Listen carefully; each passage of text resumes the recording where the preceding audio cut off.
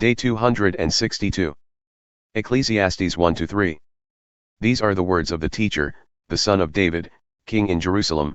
Futility of futilities, says the teacher, futility of futilities. Everything is futile. What does a man gain from all his labor, at which he toils under the sun? Generations come and generations go, but the earth remains forever. The sun rises and the sun sets, it hurries back to where it rises. The wind blows southward, then turns northward, round and round it swirls, ever returning on its course. All the rivers flow into the sea, yet the sea is never full. To the place from which the streams come, there again they flow. All things are wearisome, more than one can describe. The eye is not satisfied with seeing, nor the ear content with hearing. What has been will be again, and what has been done will be done again. There is nothing new under the sun. Is there a case where one can say, "Look, this is new"? It has already existed in the ages before us. There is no remembrance of those who came before, and those yet to come will not be remembered by those who follow after. I, the teacher, was king over Israel in Jerusalem. And I set my mind to seek and explore by wisdom all that is done under heaven. What a heavy burden God has laid upon the sons of men to occupy them. I have seen all the things that are done under the sun, and have found them all to be futile, a pursuit of the wind. What is crooked cannot be straightened, and what is lacking cannot be counted. I said to myself, "Behold, I have grown and increased in wisdom beyond all those before me who were over Jerusalem, and my mind has observed a wealth of wisdom and knowledge." So I set my mind to know wisdom and madness and folly. I learned that this, too, is a pursuit of the wind. For with much wisdom comes much sorrow, and as knowledge grows, grief increases. I said to myself, "Come now, I will test you with pleasure, enjoy what is good." But it proved to be futile. I said of laughter, "It is folly," and of pleasure, "What does it accomplish?"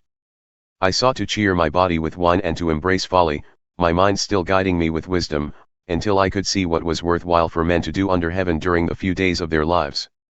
I expanded my pursuits. I built houses and planted vineyards for myself. I made gardens and parks for myself, where I planted all kinds of fruit trees. I built reservoirs to water my groves of flourishing trees. I acquired menservants and maidservants, and servants were born in my house. I also owned more herds and flocks than anyone in Jerusalem before me, and I accumulated for myself silver and gold and the treasure of kings and provinces. I gathered to myself male and female singers, and the delights of the sons of men, many concubines. So I became great and surpassed all in Jerusalem who had preceded me, and my wisdom remained with me. Anything my eyes desired, I did not deny myself. I refused my heart no pleasure. For my heart took delight in all my work, and this was the reward for all my labor. Yet when I considered all the works that my hands had accomplished and what I had toiled to achieve, I found everything to be futile, a pursuit of the wind. There was nothing to be gained under the sun.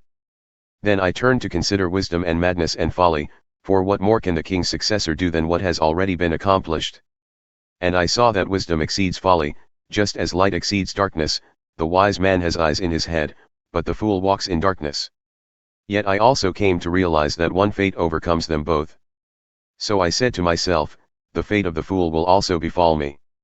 What then have I gained by being wise? And I said to myself that this too is futile.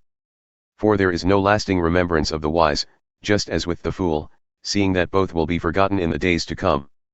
Alas, the wise man will die just like the fool. So I hated life, because the work that is done under the sun was grievous to me. For everything is futile and a pursuit of the wind. I hated all for which I had toiled under the sun, because I must leave it to the man who comes after me. And who knows whether that man will be wise or foolish? Yet he will take over all the labor at which I have worked skillfully under the sun.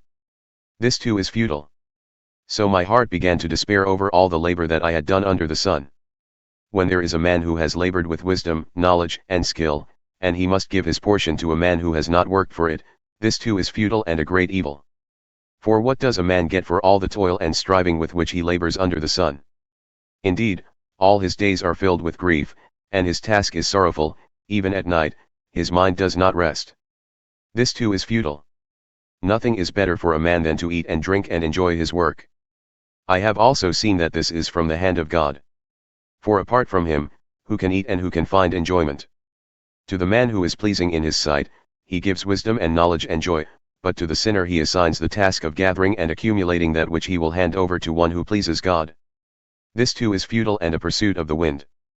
To everything there is a season, and a time for every purpose under heaven, a time to be born and a time to die, a time to plant and a time to uproot, a time to kill and a time to heal, a time to break down and a time to build, a time to weep and a time to laugh, a time to mourn and a time to dance, a time to cast away stones and a time to gather stones together, a time to embrace and a time to refrain from embracing, a time to search and a time to count as lost, a time to keep and a time to discard, a time to tear and a time to mend, a time to be silent and a time to speak, a time to love and a time to hate, a time for war and a time for peace. What does the worker gain from his toil? I have seen the burden that God has laid upon the sons of men to occupy them. He has made everything beautiful in its time. He has also set eternity in the hearts of men, yet they cannot fathom the work that God has done from beginning to end. I know that there is nothing better for them than to rejoice and do good while they live, and also that every man should eat and drink and find satisfaction in all his labor. This is the gift of God. I know that everything God does endures forever, nothing can be added to it or taken from it. God does it so that they should fear him. What exists has already been, and what will be has already been, for God will call to account what has passed. Furthermore, I saw under the sun that in the place of judgment there is wickedness, and in the place of righteousness there is wickedness. I said in my heart, God will judge the righteous and the wicked, since there is a time for every activity and every deed. I said to myself, as for the sons of men, God tests them so that they may see for themselves that they are but beasts. For the fates of both men and beasts are the same, as one dies, so dies the other, they all have the same breath. Man has no advantage over the animals, since everything is futile.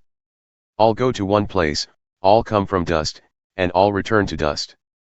Who knows if the spirit of man rises upward and the spirit of the animal descends into the earth? I have seen that there is nothing better for a man than to enjoy his work, because that is his lot. For who can bring him to see what will come after him? 2 Corinthians 11 verses 16 to 33.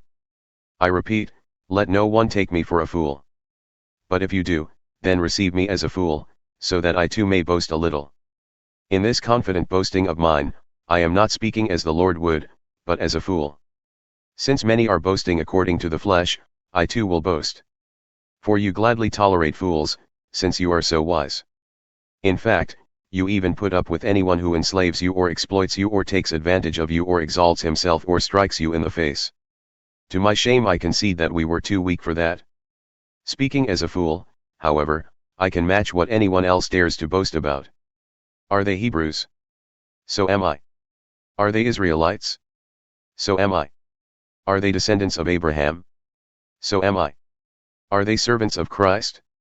I am speaking like I am out of my mind, but I am so much more, in harder labor, in more imprisonments, in worse beatings, in frequent danger of death. 5 times I received from the Jews the 40 lashes minus 1. 3 times I was beaten with rods, once I was stoned, 3 times I was shipwrecked. I spent a night and a day in the open sea.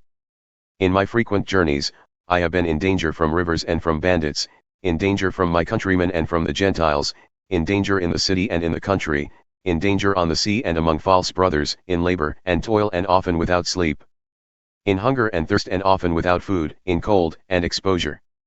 Apart from these external trials, I face daily the pressure of my concern for all the churches. Who is weak, and I am not weak? Who is led into sin, and I do not burn with grief? If I must boast, I will boast of the things that show my weakness. The God and Father of the Lord Jesus, who is forever worthy of praise, knows that I am not lying. In Damascus, the governor under King Aretas secured the city of the Damascenes in order to arrest me. But I was lowered in a basket through a window in the wall and escaped his grasp.